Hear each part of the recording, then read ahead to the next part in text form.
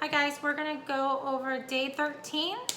And I'm going to go over it all together.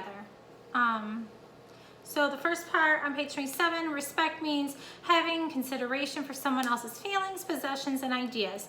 By now, you have had many opportunities to learn and show respect. Show your understanding of this key character trait by writing a story for younger children that demonstrates respect. Imagine you're writing it for our kinder friends in Mrs. Schneider's class. So after writing your story, design a cover to enclose the pages. So you're going to design like a little folder. You know when we did the construction paper? You don't need construction paper, but that's what it means. Design the folder. And then design a cover to enclose the pages. So you're going to put it in there. Share your story with a younger family member or a family friend to help her learn about this important character trait. Use the space below to plan your story. And if you make it and you want to take pictures of it, put it up on our homeroom or Google Classroom, and I'll share it with Mrs. Schneider so she can share it with some of her kindergarten friends as well. And then we're going to go look at math. Now, write the numbers to tell how many pairs of parallel pairs. That means each set of lines is one pair. So pairs means two. Parallel sides and perpendicular sides. Each shape has. Your answer may sometimes be 0. Why don't we just do this together? It's just, we haven't really done it, so let's go over it. So we're gonna look at trapezoids.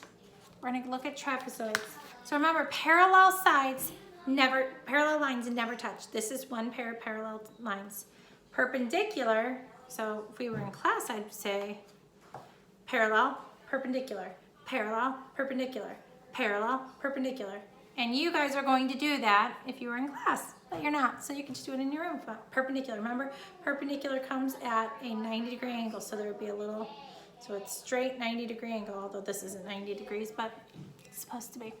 So you're gonna look at the amount of parallel, which means that that pair of lines will never touch, and then perpendicular. So looking at our trapezoid, we have these two lines and these two lines. Could these two lines up here potentially touch each other? Yeah, they're eventually going to touch. So those are not, they're going to intersect, but they're not going to intersect at 90 degrees. Will these two lines ever touch? No. So we have one set of parallel, sorry, bad writing, and 0 perp. I'm just going to put perp. Perpendicular, okay? Now, let's take a look at our square. So pair of parallel lines. So here's one pair. Will those two lines ever touch? No. What about these two lines? Will they ever touch? No. So there's two pairs of parallel. I'm just gonna put pair. I know I don't need to technically abbreviate that, but still. And then pairs of perpendicular sides. We actually have 4 right angles here. Now the book says 4 for parallel sides and says pairs. Let's just write 4 because we have 4 different intersections that come at that parallel, or that come at 90 degrees. So you have 4 perpendicular, okay? Remember, we did this in 3rd grade. You have not done it in 4th. So I'm just going over it just so it can be just a quick review of what you've learned in 3rd grade. Then we have our rhombus here, our rhombus. Will these two lines ever meet? No. Will these two lines ever intersect? I mean, granted, if you look at the picture, it's much better than mine. Will they ever intersect?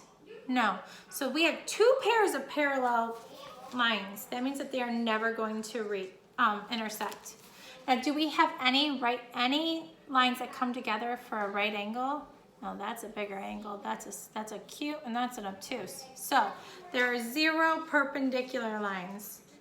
I know I threw acute and obtuse out there. I know you covered some of that maybe in 3rd grade, but we didn't cover it in there, so don't worry about it. If you're like, I don't know what that means, don't worry, you shouldn't know what that means. That's okay, unless you remember it from 3rd grade. And then we have a right triangle here. Now, how do we know it's a right triangle? Usually, they will draw a square. That is a right triangle. It comes at a right degree, or if any angles in a triangle equals, if any of them, just one is a 90-degree angle, then it's a right triangle. So how many pairs of parallel sides? Are any of these parallel? No, they're all gonna meet, they're all touching. So 0 parallel. How many perpendicular do we have here? We have one that comes together at a 90-degree angle, so 1 perpendicular. So don't stress about that. So that is, you're gonna learn more about parallel and perpendicular lines, so don't stress about it, but I just wanted to give you guys a heads up, quick little review or tutorial on how that goes. And then on page 28, you have read the passage, then answer the questions. You've already done that. We've done that a lot. This is about democracy, and you know I love social studies. So I'm gonna read it real quick and then tell you how we're gonna go over it again. So democracy is a form of government in which people vote for the leaders who govern them.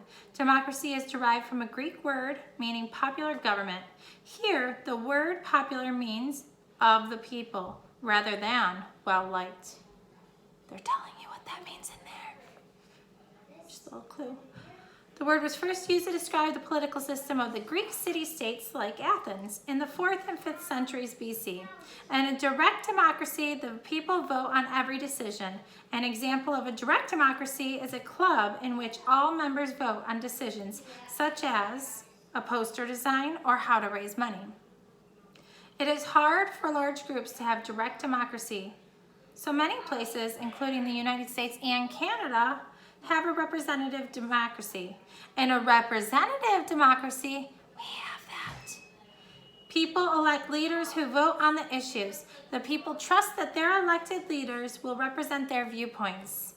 If the people feel that their elected leaders do not represent their viewpoints, they can vote them out of office, which we have talked about in class about how we do elect the people, but if they are not supporting what we want them to do, next time it's an election day, we vote them out, hopefully. Or there's enough people in that area that says, wait, whoa, whoa, whoa, whoa. He or she is doing what we want them to do, and it can be in the same area. So they might be staying, but it's your right to vote them in or out. Okay, so what is the main idea of the passage? You're gonna look at it, you're gonna reread it. I've only read it once. You're gonna reread it. And so there's 3 options. A, democracy is a form of government in which people make the decisions. B, an early form of democracy was practiced in Greece. Or C, the United States and Canada both have democratic governments. Guys, you gotta reread it, and you'll find that information in there. Make your best guess. If you're like, I don't know, read it again and then make your best guess. Number 6, what does the Greek word for democracy mean? It's in the text. Remember, look at the sentences that describe it or the sentences around it.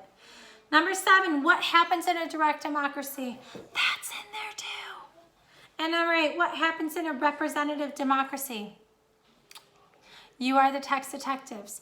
You can find that information. You have to find the evidence. And I can tell you all of that evidence is in there. All right, good luck. I love democracy. I love learning about this stuff. So good luck. And if you have any questions, let me know.